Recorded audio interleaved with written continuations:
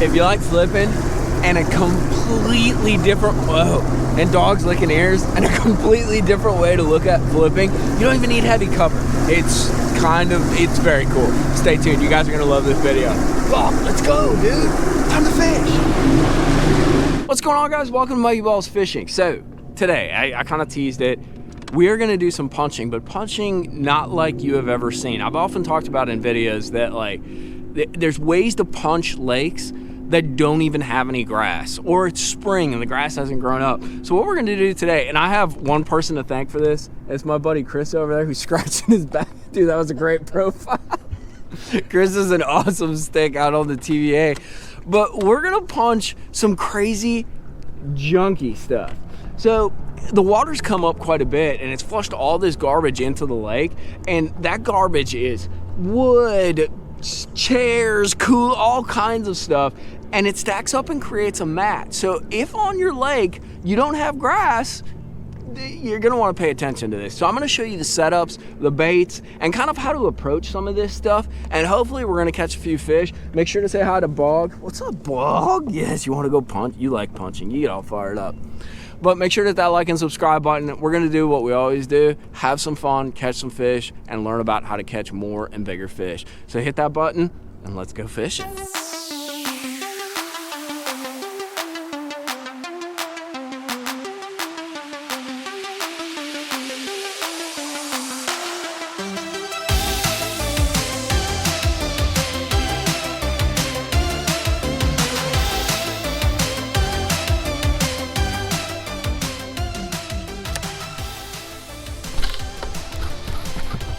Biggin.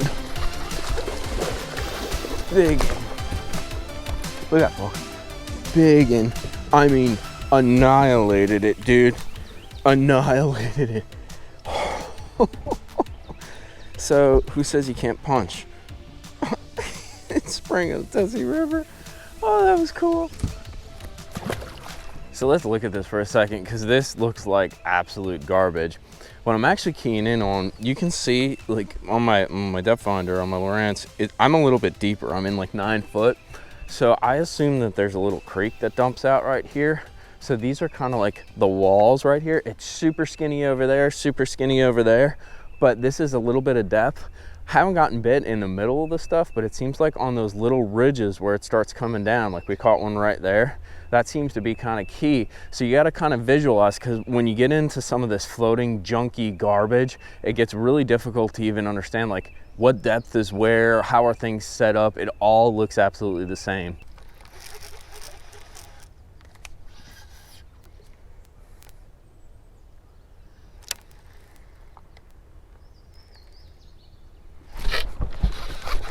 It's another one. Dude, I pumped up once and I could feel something funky. Let me get back on this. And it's another like 2.5, 3 pounder. This is that same mat. And I could feel something kind of funky, like bonk it. And dude, lo and behold, there she was. So kind of had to turn around and get back after it. Let's get right in there. So let's talk about setups for doing this. You know, it really varies depending on how heavy the cover is, but the basic stuff, what we've actually caught most of our fish on today is this guy right here. This is a 7.6 XD3 Pro. It's a heavy action rod. It's kind of your classic flipping stick, 65-pound braid. I have a 721. It's the old greeny meanie. Bobber stoppers, and I got a 1 ounce. Now, I'll vary between a 1, a 3/4, a 1 1/4, all depending on how thick that stuff is. This is basically going to be my lighter braid setup for this deal. The other thing that I want to note that's kind of really important, so the stuff we're fishing has a lot of like wood and a lot of like hard objects mixed in. This is a Gambler Why Not. I don't care what plastic you use, just make sure that it's got some body to it. You see the Why Not's pretty thick.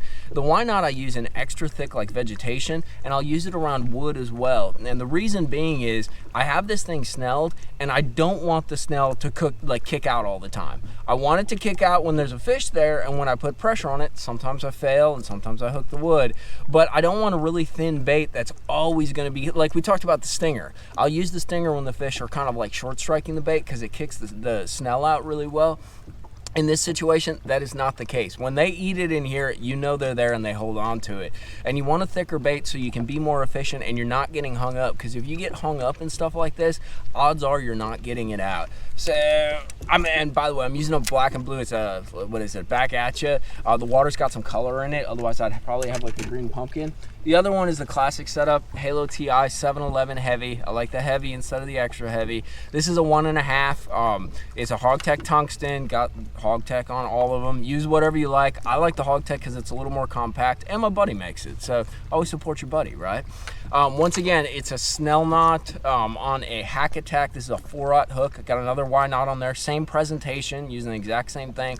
Double bobber stopper. This is, I think, 80 pound or 70 pound braid. This I'll use when I can't get through with that 1 ounce. Maybe I'll use the 1 ounce on the edge, or if I see like an open patch. If I can't get through and I really want to bust on through, I'll go with the 1.5. I actually try to avoid using this because the heavier weights you use, especially around hard stuff like wood, tends to hang up or kick that snell out more. So I'll try to use as light a weight as possible because it just makes it easy. The last setup I got, and you're probably not going to see it too much today because I'm really keying in on the mats. This is a 3/8 ounce jig, but you can use 3/8, half, 3/4. This is a Nichols. I think it's the Drew Benton. Got a little kind of creature beaver trailer on there, and this is on 20 pound, actually 18 pound fluorocarbon sunline. What I'll do with this is, as I'm going into these run-ins, especially the run-ins, not sometimes the docks, but the docks are usually kind of covered over. But you'll find that there's a lot of like isolated wood and like just branches that are sticking out, but they don't have mats on them. So I want something that falls kind of slow, and I want something I can kind of make a few quick pitches to on the outside. Maybe the water's a little bit clearer, or maybe want to pitch just to the edge of those thick mats. This jig falls a lot slower. It's still kind of a bigger presentation, but it allows, and the fluorocarbon's good for that less stained water, but it's a little more finesse approach, and it allows me to hit some of those targets going in, because a lot of this is running and like gunning fishing, so you have to take advantage of every minute that you have. Like, I've run 5 or 6 pockets in about 45 minutes or so. So like, when you actually have the trolling motor in, you need to make sure your bait's in the water, and if that's rolling up to that little pocket or that little run in or maybe that little set of docks, that's what you got to do.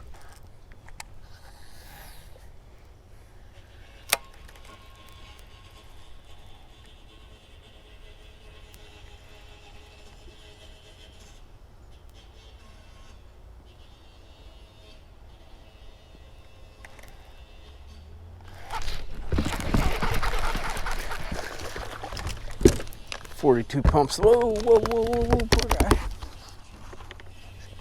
Back down you go. 42 pumps later. It's a lot of pumps. So let's take a look at this junk mat. Basically what happens is, when the water comes up, all this garbage flushes into the lake. And you'll find it mostly at like run-ins, but it can be around docks. It can kind of blow into corners and stuff like that. But basically what I'm looking for is, I like solid structures. So you'll see there's some wood kind of stacked in here.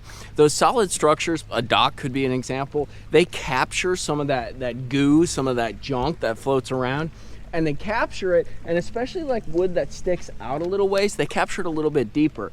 And what I'm looking for is kind of, especially on these run-ins, where that channel kind of swings in, because it'll be maybe 6 inches, a foot, 3 feet deeper. And usually a lot of this stuff is pretty shallow, but if you can find that little creek, you'll find kind of where that divot is and where those fish are stacked up. It's just like when you're fishing ditches out on the main lake and there's nothing over them. You're targeting that structure. It's the same deal. You have cover here, but you're targeting that structure. So what does a run-in look like? You know, you really got to drive around to find them. But one way that I actually find them is using my C-map, and you can see right here, I hope you guys can see that. We're kind of in one right now. Oftentimes they're just like little divots off of creeks. On the C-map too, sometimes you'll see it like a little blue line running in, indicating that there's like a little creek kind of running in. But they're pretty simple to find. You just kind of get on pad and go a little bit slow, and you run down, look at the bank, look for little cut-ins, look for, oftentimes you'll just see the cover all kind of like gunked up and like, you know, like clogged up. Like, actually that's a good word for them. They're like clogs, dude. Just look for clogs in the pipe. And that's where they'll form up, anywhere where that water's running in or where that wind has blown that junk into a corner.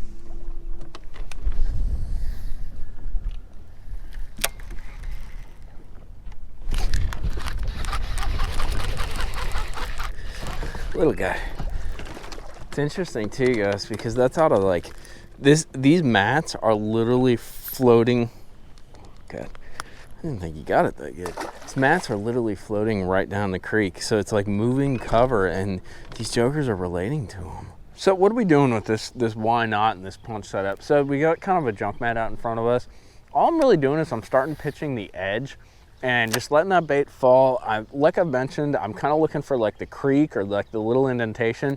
And then you'll notice too, there's not a bunch of the stuff to fish, so I'm trying to juice it as much as possible. So when I get the bait in there, I am pumping it a bit. You know, it's one of those techniques I learned in Florida that it just works, you know, and it keeps the bait kind of in the strike zone.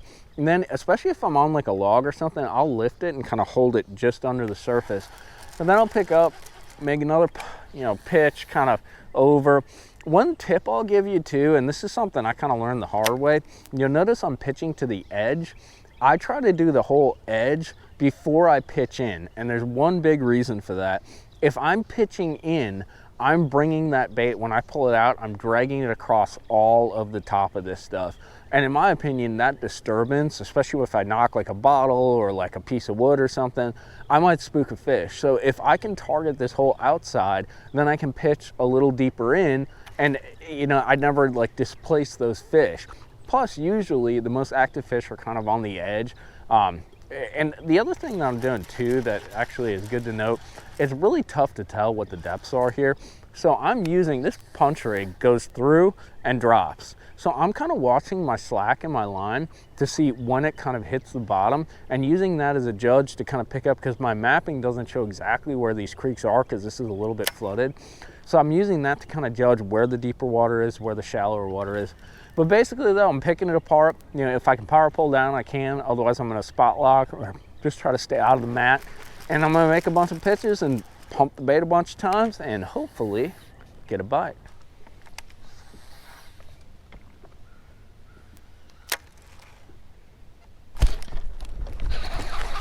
Fish on.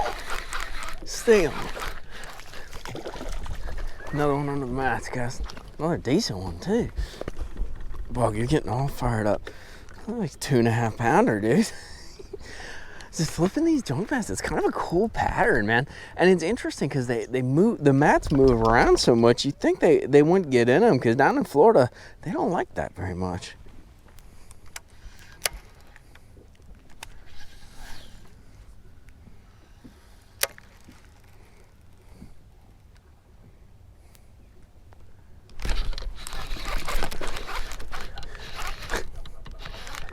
It's another one on the same place.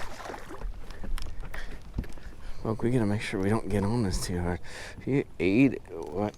Well, fishing partner, what do you think? Is it about time to wrap this thing up? Oh, you're just a big bug. Best fishing partner in the world. So, one thing I want you to take away, we're gonna wrap this thing up, but it's something I need to remind myself of all the time, is fishing is defined by definitions. Every pro has written an article on every technique, and there's all these, like, if this, then that, the fishing almanac, bro, and Al Lindner, you know, eh? Like, all those guys, they all know that if this, then. The trick is, a lot of those things do apply, but the reality is those definitions are malleable, and I think that's what keeps this big word for the day. Malleable means bendable. So I think that's what kind of keeps us coming back, is for everything we know or come to understand about fishing, there's always a variation or a slight difference or a slight kind of play that you can do with it. And today is one of those examples. You know, we went to flip mats, and in your head, immediately when you think about flipping mats, you think Florida, or you think vegetation, hydrilla, a bunch of pads, like just vegetation, you know? And today that wasn't the case, because there is no vegetation. We're early in spring, grass hasn't grown up yet. But we took that concept and sort of molded it into a situation that we had in front of us. And that's something you can do with a lot of techniques, you know? I guess it's the philosophy of fishing, and it's what some guys do better than others. I'm not the best at it. Well, like some guys who can kind of reformulate and reimagine some of those techniques and reapply them, those are the guys who are catching big bags or figuring something out. Like, down the road before anybody else does. And it's one of those things that's so cool because it lets you be creative in fishing. Creative, wow, this is getting totally hipster millennial, but you can be super creative, you know, and figure some fun stuff out. And I think that's what happened today. You know, we took something that we love to do. I love flipping, I love fishing mats and heavy cover, and we looked at where we were at, where the fish are kind of moving into spawn, which they will be in a couple weeks. Stay tuned for some sick videos. It's gonna be fun. But they're moving in, and we targeted that kind of cover and kind of made it work. You know, we didn't smash them, but we didn't do crap. So it was kind of a fun day. Highlight of the day real quick, you know, the 1 ounce seemed to be the trick.